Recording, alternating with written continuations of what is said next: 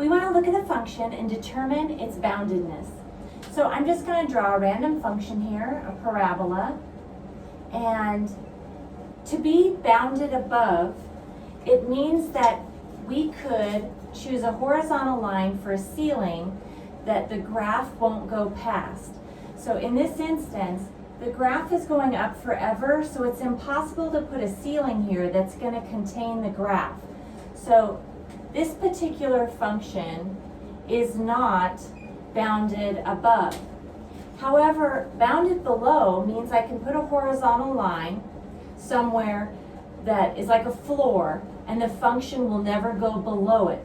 So I can have any number of horizontal lines, but I can place a line that's horizontal and the function is going to stay above it. So it is bounded below. Sometimes you hear just plain bounded. For a function to be just plain bounded, it has to be bounded above and below. So since this function is not bounded both above and below, its boundedness, it would just be no. For this function, I can insert a horizontal line such that the graph will never go past it. So this one is bounded above. I can also put in a floor. I can put in this horizontal line and the function will never drop below it. So it also is bounded below. So plain bounded is the function bounded. Because it's bounded both above and below, we can say the function is bounded. Let's say we have a horizontal line that's maybe around y equals 1. This function here, even though it goes forever to the right and the left, we can put a horizontal line that the function never goes above. So this one is bounded above. And then we can also put a floor and guarantee that this function will never drop below this horizontal line. So it is also bounded below. And so the function is bounded. Here we have the graph of an absolute value function, and I would be able to put in a horizontal line so that we could guarantee that the graph never goes above it. So it is bounded above. I would not, however, be able to put in a floor, a horizontal line here, and guarantee that the entire function stays above it, because these arrows, it's going to just keep on dropping forever. So it is not bounded below.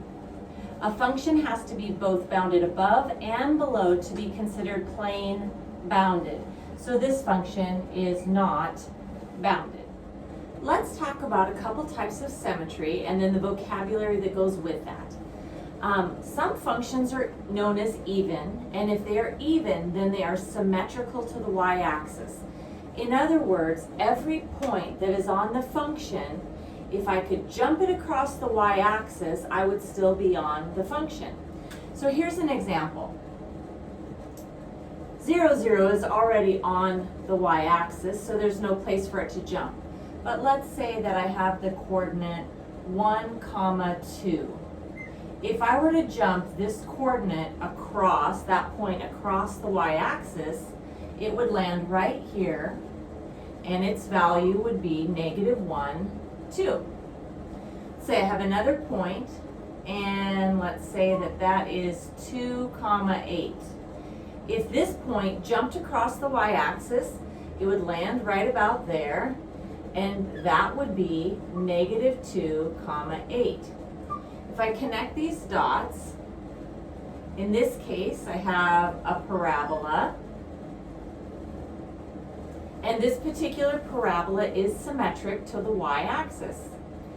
Algebraically, what happens is if I were to take a number for x, so x equals 1, or x equals -1, I get out the same answer. Or if I let x equal 2, if I substitute 2 or -2, I get out the same answer. So what that means algebraically is, if I substitute in a -x, I'm going to get the same answer as substituting in positive x. What you guys need to be able to do right now is simply look at a graph and tell if it's symmetrical to the y-axis, and if it is, then that function is even. If you are given the equation of the graph instead, you just need to use your Desmos, graph it, and look to see if all of the points jump across the y-axis, and if they do, then it's even. Here's another parabola, just to illustrate that not all parabolas are even. This parabola, for example, if I were to jump this point across the y-axis, it would land over here, and so this is not an even function. The other type of symmetry is known as odd. A function is odd if it has symmetry to the origin. Really what that means is that every point on the function doesn't just jump across the y-axis, it also jumps across the x-axis. The order there doesn't matter. You can jump across the x, then the y, or the y and then the x. But here's an example. Let's say that I have the coordinate 1, 2.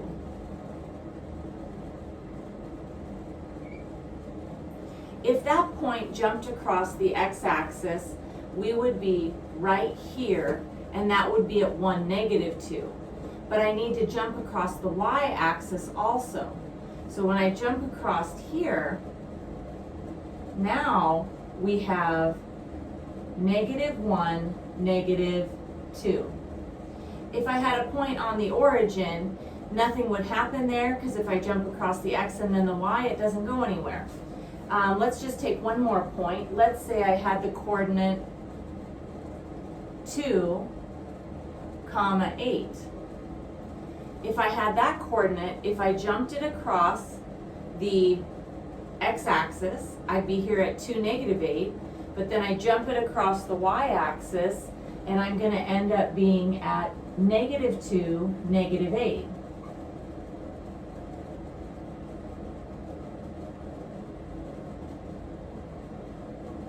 If I connect it, you see this one looks maybe like a cubic. And this particular one is symmetrical to the origin, and it's known as odd. Algebraically, what happens is, notice if I substitute in 1, I get out 2. But if I substitute the opposite of 1, I get the opposite of the answer. If I substitute 2, I got out 8. Well, if I substitute the opposite of 2, which is -2, I'll get out the opposite of 8, which was -8. So notationally, that means if I substitute in a -x, I get the same answer as substituting in positive x, except it's -1 times that, so -f of x. You want to be able to look at a graph, and if it's not graphed for you, to put it in your calculator and look at the graph and see if every point jumps across the x and then the y-axis and lands back on the function. Then you know it's odd. If it's not even and it's not odd, well then it's neither. It's common for students to forget if the even function is the one that is across the y-axis, or is it the origin, or odd, is it the origin or the y-axis. I think odd, origin, those are kind of easy to remember, they go together. But here's just something really super silly. There was a girl in my class once, she was taking German, and she swore that the way to say hello was "Even." Well, I'm telling you, it is not "even," but it does sound German, and it does put the Y and the even together. But that entire year, my class, when they would see me anywhere, they're like, "Even, Mrs. Edwards." So, Y-axis is even. I'll know if you watch this video, because you might just greet me with, "Even, Mrs. Edwards." All right, I'm going to go through just a couple more, just in case you're not sure. Even or odd. This one here, notice every point that I can put on the function, if I jump it across the y-axis, we're going to be on the function again. So this function is even. This one here, same thing. No matter what point I choose on the function, if I jump across the y-axis, I'm going to land right back on the function. So this one is also an even function. Here, if I pick any point on the function and I reflect it across the x-axis and then the y-axis, I'm going to land right back on the function. So this is odd. And here, this line is y equals x. So 1, 1, 2, 2, 3, 3. So if I jump across the x-axis and then the y-axis, I'm going to land right back on the function. So this one is also odd. Even.